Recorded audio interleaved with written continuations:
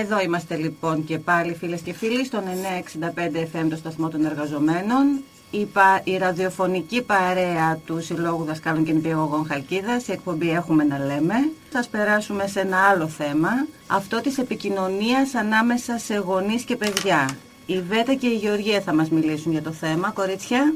Τι να λέμε τώρα, είναι λίγο δύσκολα. Επικοινωνείς, Βέτα, εσύ? Ενίοτε, Γεωργία μου. Γιατί άλλα λέει η γλώσσα μου και άλλα ακούν τα αυτιά μου μερικές φορές. Πορτοκαλάδα από πορτοκάλια δηλαδή. Και λεμονάδα από λεμόνια. Το έχουμε. Δύο. Άκου κάτι τσακβίνες. Τι θέλετε, θέλετε τίποτα? Έχει από πορτοκαλάδα ρε. Πορτοκαλάδα θέλετε? Ναι, από πορτοκάλια. Όχι από μουσμουλα. Καλό. Να που το ρίξανε και δυο στις τσακβίνες και πως θα βγάλω μάκρυ. Θέλετε πορτοκαλάδα ρε. Πορτοκαλάδα θέλετε? Πορτοκαλάδα, λεμονάδα, όχι λεμονάδα θέλετε? Άγια λεμονάδα. Από λεμόνια. Χώρα εκεί θα γίνω εγώ μετά αυτό. Ρε έχεις και αγαθόσα. Αγαθόσα σώτα όσο σώτα δεν είναι. Χώρα εκεί θα γίνω εγώ μέσα. Μια μου λένε λεμονάδα, μια πορτοκαλάδα, μια σώτα. Τι θέλετε? Από εδώ, μια κι όξο. Πορτοκαλάδα. Πορτοκαλάδα δεν στάσω, μην το ξαναπάμε αυτή την αρχή. Και καλά, Γεωργία μου, θα πρόκειται για πορτοκαλάδα και λεμονάδα, πορτοκάλια και λεμόνια.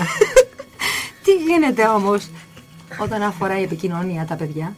Όχι, εκεί να δεις. Εκεί είναι από πορτοκάλια από μουσμουλα και μουσμουλα από δεν ξέρω τι. Είναι δύσκολο κομμάτι, πολύ δύσκολο κομμάτι.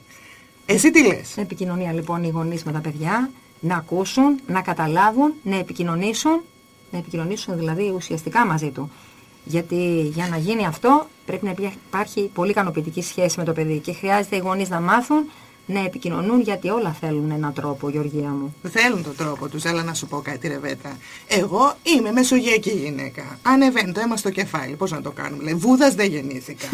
Αν γεννηθώ Βούδας, λέμε είμαι σίγουρη θα εξασφαλίσω την ισορροπία. Τώρα, αν εμένα το παιδί μου έρθει και άντε και να έχεις και ένα παιδί που το έχεις λίγο έτσι μέσα σε ένα πλαίσιο και το λες ότι είσαι και το έχεις μες στο σπίτι σου. Αν έχει και μια γλώσσα μέχρι το πάτωμα, πώς θα επικοινωνήσουμε? Με αυτό είναι το κόλπο, Γεωργία μου. Γι' αυτό είμαστε εδώ, για να δώσουμε κάποιες λύσεις, κάποιες ιδέες. Και για πες μου, σε παρακαλώ, εάν σου κάνω μια ερώτηση, όπως μιλάτε με το παιδί σας, τι θα απαντούσες? Κοίταξε, θεωρώ ότι μιλάω με το παιδί μου. Ωραία. Και πώς θα μετέφραζες κάποιον που θα πει, μα φυσικά και μιλάω στο παιδί μου? Όχι. Όλη την αλήθεια την είπε. Άλλο μιλάω με το παιδί μου και άλλο μιλάω στο παιδί μου. Δεν κάνω κατήχηση, ούτε ανοίγω το βιβλίο και βρίσκω τις συνταγές και αρχίζω και του τις λέω. Κοίταξε λοιπόν τη διαφορά σε μια τόση μικρούλα λεξούλα. Είδες? Σωστό. Επικοινωνία, χαρά μου, επικοινωνία. Και για να σε ρωτήσω τώρα κάτι άλλο. Έχεις 2 παιδιά? 2. Ο μεγάλος? Όχι. Έρχεται. Μη μου κάνεις δύσκολα, σε παρακαλώ πολύ. Και σου λέει ότι γιατί πρέπει να μαζεύω κάθε μέρα το δωμάτιό μου?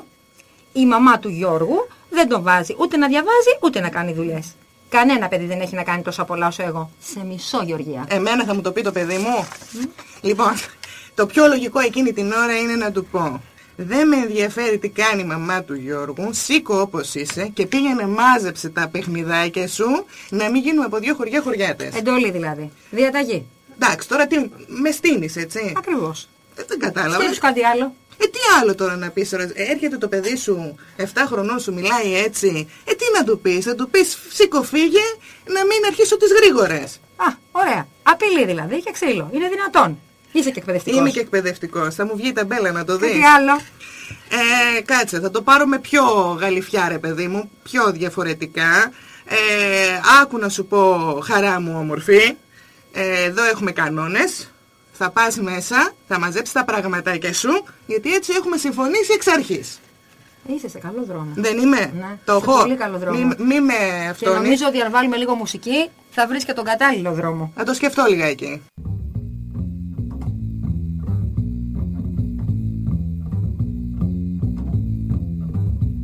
Μυστήριο κατάντησες για μένα και τα έχω αγαπούλα μου χαμένα και το σφιγμό σου να βρω δεν μπορώ, γι' αυτό με τυραννάς τόσο καιρό.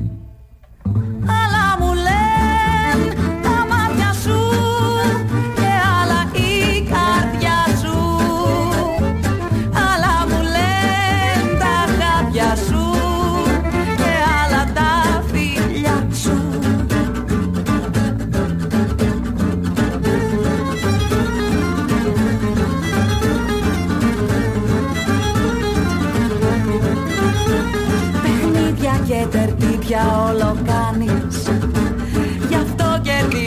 πάντα και δεν χάνεις.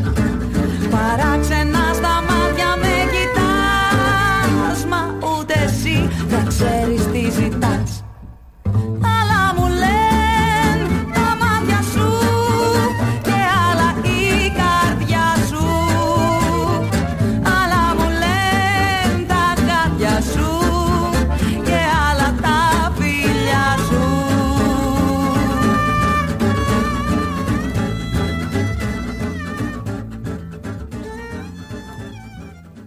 Μια χαρά το τραγουδάκι. Άλλα μου λένε τα μάτια σου και άλλα η καρδιά σου. Δεν μπορώ Γεωργία να στα μου. πω όλα κατευθείαν, αγάπη γλυκιά, να γνωστούμε λίγο καλύτερα. Λοιπόν, στην επικοινωνία λοιπόν πάλι, και για να σοβαρευτούμε λίγο, οι γονείς καμιά φορά στην προσπάθειά τους να χειριστούν μια αντίδραση του παιδιού, υιοθετούν διάφορους ρόλους. Όπως εσύ πριν. Ναι. Αρχιστράτηγος, ηθικολόγος, Πολύ. παντογνώστης, δικαστής, κριτικός, ψυχολόγος, παρηγορητής. Θεσσαλονικιός. Ναι, όχι, έλα. Θα πρέπει να σκεφτούμε όμως ότι πίσω από αυτές τις τυπικές αντιδράσεις των γονιών κρύβονται κρυφά μηνύματα, τα οποία λένε στο παιδί πώς εμείς σκεφτόμαστε γι' αυτόν. Πώς δηλαδή αντιλαμβανόμαστε το παιδί μας σαν προσωπικότητα. Ξέρεις τι, είναι πολύ σωστό αυτό και είναι και μια επικοινωνιακή κουλτούρα που κουβαλάμε και εμείς σαν παιδιά. Δηλαδή μεγαλώσαμε με κάποια πρότυπα. Όταν είσαι θυμωμένος, το πρώτο πράγμα που σου έρχεται είναι αυτό που σου λέγανε και εσένα όταν ήσουν μικρός. Κουβαλώντας λοιπόν αυτή την κουλτούρα, φαντάσου πόσο δύσκολο είναι τώρα οι γονείς να αλλάξουν αυτό, να σταματήσουν δηλαδή να σκέφτονται και να πούνε ότι εγώ πρέπει να αλλάξω τοποθέτηση και να το πάρω αλλιώς. Πώς αλλιώς τώρα, ξέρω εγώ. Εσύ τι λες? Τι συμβουλεύουμε στους γονείς που μας ακούνε? Εγώ συμβουλές δεν μπορώ να δώσω βέβαια. Εντάξει, ό,τι μπορούμε. Ό,τι μπορούμε κάνουμε. Τι θα συμβουλεύσουμε λοιπόν? Μαθαίνουμε καταρχήν να ακούμε τα παιδιά. Ναι, Αφού γραζόμαστε και ακούμε τα παιδιά. ναι, πολύ Έτσι. σημαντικό. Οι πράξεις μας, η έκφραση του προσώπου μας, ο τόνος της φωνής μας δίνουν μηνύματα. Επομένως, μπορούμε να επικοινωνήσουμε με το παιδί μας ακόμα και με ένα χαμόγελο. Ένα Ναι. χτύπημα στην πλάτη. Είναι σημαντικό γιατί τα παιδιά ακούν τις λέξεις αλλά αισθάνονται τη στάση μας, τη στάση του σώματός μας και επειδή σε μικρότερες ηλικίες περισσότερα καταλαβαίνουν με τα συναισθήματα, είμαστε πομπή που άλλα δίνουμε στο λεκτικό και άλλο στο σωματικό. Και τι άλλο κάνουμε? Αφήνουμε το παιδί να εκφραστεί, Πολύ σημαντικό. να σέβεται, να αποδέχεται. Αν Ναι. και εμείς οι ίδιοι ακολουθούμε βέβαια τον ίδιο δρόμο, έτσι. Ναι, ναι. Είναι σημαντικό να ξεκινήσουμε να δομούμε μια συζήτηση από πολύ μικρή ηλικία, γιατί αυτά δεν μαθαίνονται όταν πια φτάσουμε στην ηλικία που έχει έρθει η εφηβεία και γίνονται οι απίστευτες εκρήξεις. Όταν από πολύ μικρά τα παιδιά μάθουν στο διάλογο, στο να περιμένουν, να ακούνε, να σέβονται, αλλά και εμείς σαν ενήλικες, τότε όταν θα έρθει αυτή η εφηβεία που όλοι τη φοβούμαστε, θα έχουμε τις εκρήξεις μας, αλλά τουλάχιστον θα είναι σε τέτοια πλαίσια που θα μπορούσαμε να επικοινωνήσουμε με τα παιδιά μας. Και το βασικότερο όλων, θα πρέπει να αφήσουμε τα παιδιά να σηκώσουν το βάρος των συνεπειών που έχουν οι πράξεις και οι επιλογές τους. Αλλήμονο αν τους προστατεύουμε συνέχεια. Θα πρέπει να υπάρχουν και οι συνέπειες, όσο και εμείς σαν γονείς συνέχεια φοβόμαστε. Έτσι είναι, όταν τους φτιάχνουμε την πορεία της ζωής τους, δεν μπορούν να αντιμετωπίσουν τις συνέπειες και ουσιαστικά χρειάζονται μια ζωή δεκανίκια, κάτι το οποίο δεν μπορούν μετά να ανταπεξέλθουν στη ζωή που έρχεται. Άρα λοιπόν καθιερούμε ένα είδος επικοινωνίας σύμφωνα με τα θέλω των παιδιών μας.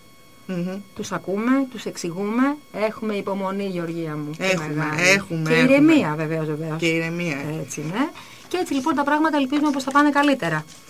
Και μην ξεχνάμε βέβαια ότι τα παιδιά μαθαίνουν από εμάς, από τον τρόπο που επικοινωνούμε εμείς. Εμείς λοιπόν δείχνουμε το σωστό δρόμο. Και έτσι μπορούμε να καταλάβουμε πόσο σημαντική είναι και η παραμικρή μας δράση και η παραμικρή μας αντίδραση σε σχέση με τα παιδιά και στη σχέση που έχουμε μαζί τους.